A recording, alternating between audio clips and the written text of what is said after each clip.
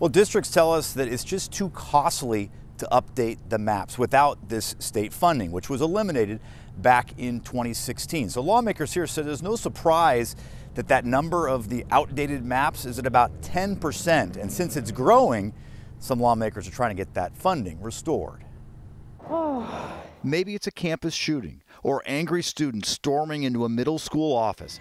When someone from a school calls 911, the state's rapid responder system is activated. Whatever the case is, we want to know what the school's plan is. In emergencies, first responders instantaneously get detailed maps and blueprints of campuses, helping coordinate rescues, evacuations, or arrests. Yes. Through the Washington Association of Sheriffs and Police Chiefs, the state paid for all schools to be included in the system.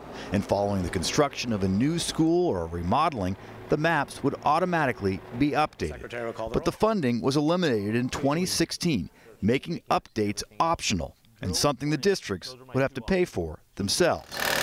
In Seattle, that meant the 13 new or remodeled schools opened since 2016 were not placed in the rapid responder system. According to a written statement, a school spokesperson said, quote, "Up until 2016, Seattle Public Schools had been working to get all school mapping updated for the rapid responder system.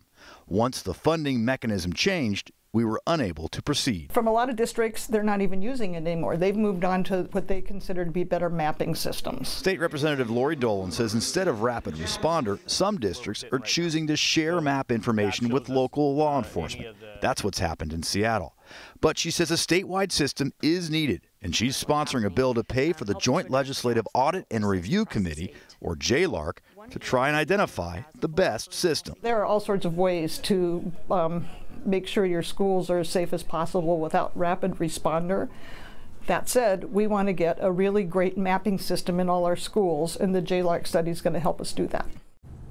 The soonest any state funding could be restored would be next year after that funding, after that study, if the study is funded. We'll find out that later this spring. So in the meantime, it's up to districts to make sure they want to choose to have those maps updated, which is what the overwhelming majority are doing.